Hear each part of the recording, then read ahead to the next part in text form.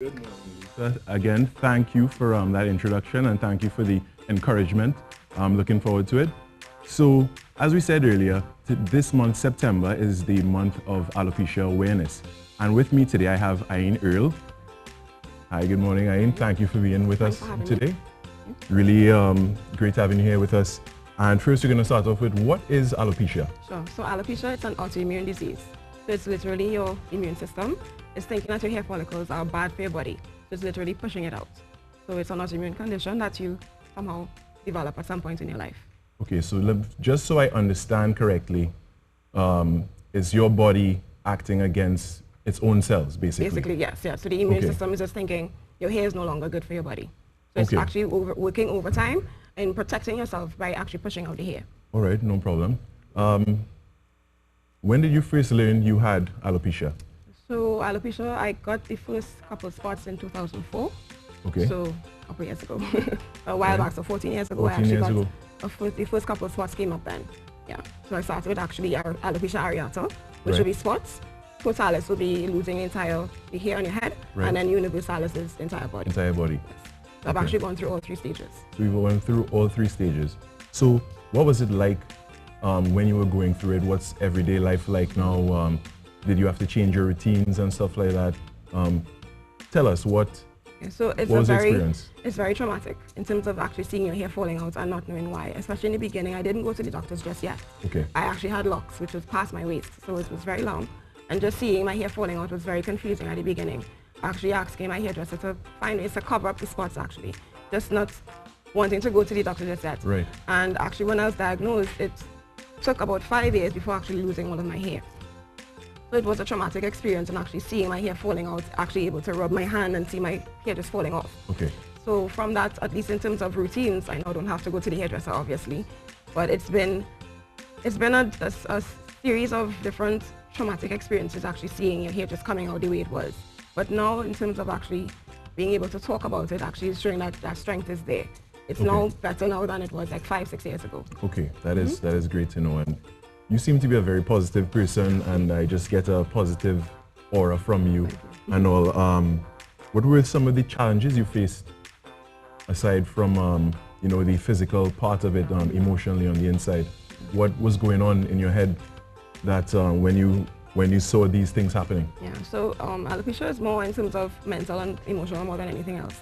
Okay. You do sometimes feel tired because it's autoimmune, but it's more in terms of people staring, trying to hide what it was. A lot of people thought it was cancer, because the first thing that they usually think when you see your bald is you have cancer. Right. So it's actually telling people that I'm not that sick, I'm not going to die, it's not chemo, it's actually something else that's going on internally. Okay. So it was a lot of explaining, a lot of hiding actually in the beginning, because I was not comfortable just yet speaking about what I had. So I used to tie my head a lot to cover the spots, and even when everything fell off, I just was not able to even deal with it myself, to even tell other people. Okay. So it was a lot of hiding for me in the beginning and sometimes shame. And when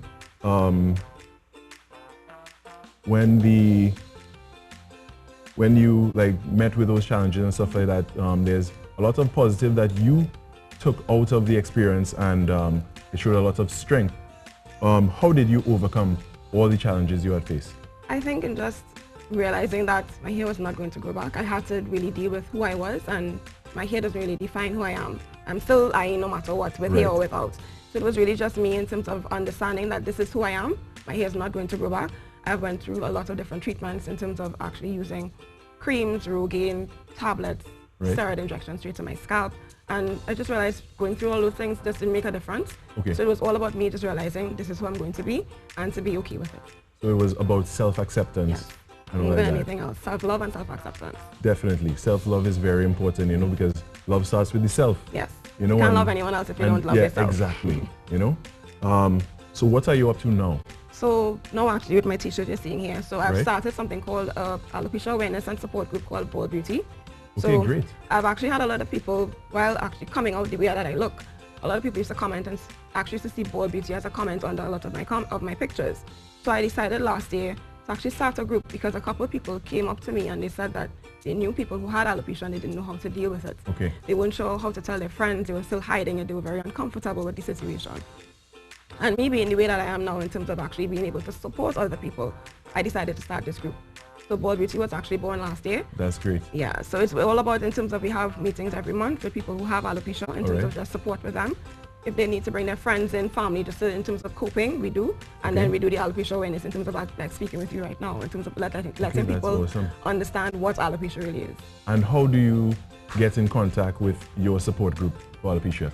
A lot of people actually have messaged me privately because they're not very sure of how to go about it. But the Facebook page, Bold Beauty TT, it's open to the public. Bold Beauty TT? Yes, on Facebook. On Facebook. And then they can also, Alopecia Awareness TT at Gmail is contacting me through my email address. But a lot of people just look for me on Facebook, I know, and message me, because a lot of people, they don't want to tell people that they have it. So it's still very private.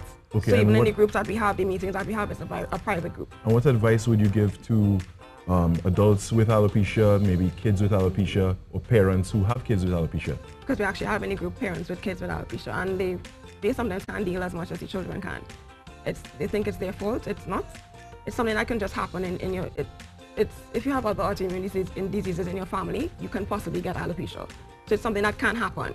So I honestly think that it's just about loving yourself, and your hair really does not define who you are. You're still who you are. You're still going to be strong. You're not sick. Person. Yeah, you're still the person who you're going to be. So it's really about just accepting what has happened. And self-love, as you're talking about earlier. Thank you so much for being here this morning, Aine. Thank you for sharing all you had to share with us. It was great speaking with you. And Lisa and Rishi are going to join me very soon for a table talk.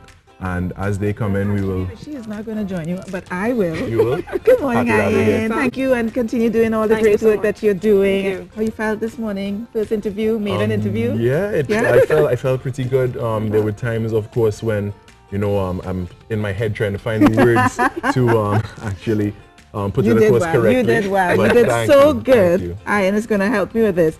You did so well. We have a little surprise for you. Thank you so much. This is so exciting. You know, I have the best support from my team and everybody around here, and I really appreciate it. And you know, there you go. Now here we go. It's all happening. We all go. We go now across to Rishi, who's gonna give us a bit of update and some news. What do we need to know, Rishi?